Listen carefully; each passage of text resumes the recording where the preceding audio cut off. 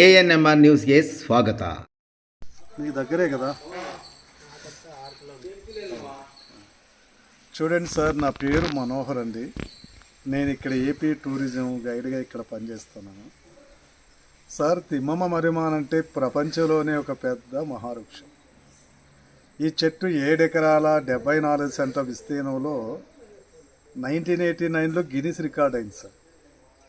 తిమ్మమ్మ అనేటువంటి ఒక మహాపతిరథ శిరోమణి చరిత్రే తిమ్మమ్మ మర్రిమాన్.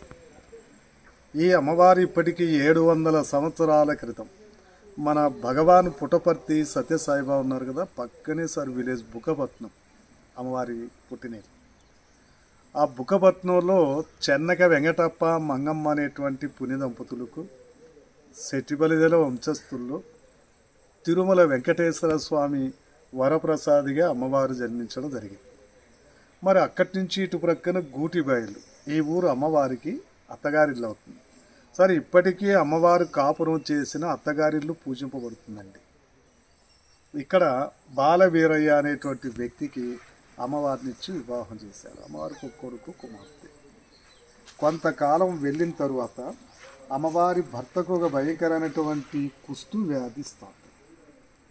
ఊర్లో నివసించే ప్రజలు ఇది ఒక భయంకరమైనటువంటి అంటువ్యాధిని భయభ్రాంతులకు గురవుతున్న సమయాన అమ్మవారు విశాలమైనటువంటి హృదయంతో తన భర్తను తీసుకొని ఊరికి దూరంగా ఒక పూరి గుడిసె ఏర్పాటు చేసుకొని పదియే ప్రత్యక్ష దైవంగా భావించి 5 సంవత్సరాలు సేవ చేసిన అది నయం కాక భర్త చనిపోవడంతో సతీ సావిత్రిలాగా అమ్మవారు కూడా తన భర్తతో పాటు సతీ సాగమనం చేయాలి అనుకున్నారు.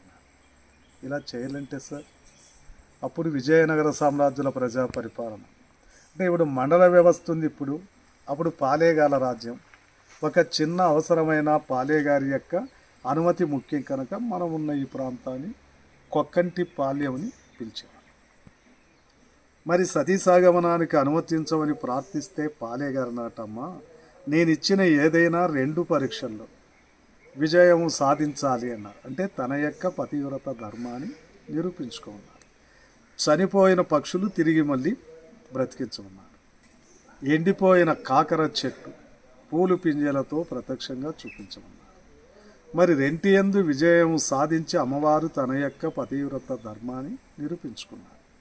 పాలేగారు ఆనందంతో అమ్మవారికి పాదాభివందనం చేస్తూ, చూడండి సార్, అమ్మవారి కోరిక మేరకు మధ్యలో గోపురం కలిసి పెట్టారు కదా, అక్కడ అగ్నిగుండం ఏర్పాటు చేస్తే 4 వైపుల అమ్మవారు తన స్వతహస్తాలతో ఎండిపోయిన మర్రి కొమ్మలు నాటారు.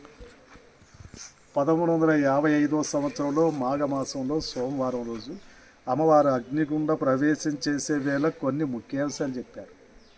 అయ్యా, మా శరీరాలు ఈ అగ్నిలో కాలి భస్మమైన వెంటనే చితి నుంచి నీరు పొంగి పొరలి చితికి ఈశాన్యపు దిక్కున నేను నాటిన వట్టి మర్రి కొమ్మ తన పతివ్రత ధర్మానికి సాక్ష్యంగా వెంటనే చిగురించి అది మహిమానితమైన మర్రి చెట్టై ఈ కలియుగం ఉన్నంతకాలం తిమ్మమ్మే మర్రిమాన్ అనేటువంటి పేరుతో పూజింపబడతానని వాగ్దానం చేస్తూ తన భర్తతో పాటు ఇక్కడ అమ్మవారు అగ్నిగుండ ప్రవేశం చేశారండి.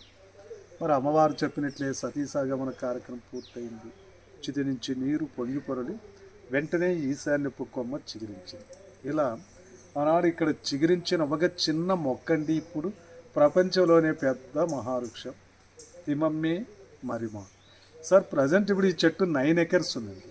టోటల్గా ఈ చెట్టుకు ఒరిజినల్ చెట్టు మొదలంటే ఇక్కడే 100 అడుగుల విస్తీర్ణం ఉన్నదంట. మొదలు 585 సంవత్సరాలు ఈ చోట మీద. అది ఇప్పటికీ 88 సంవత్సరాల క్రితమే అది పూర్తి స్థాయిలో ఏజ్బారై పడిపోయింది. మేడం, ఒరిజినల్ చెట్టు లేదు. అందుకు సాక్ష్యమే 100 అడుగులు ఉండిందంట.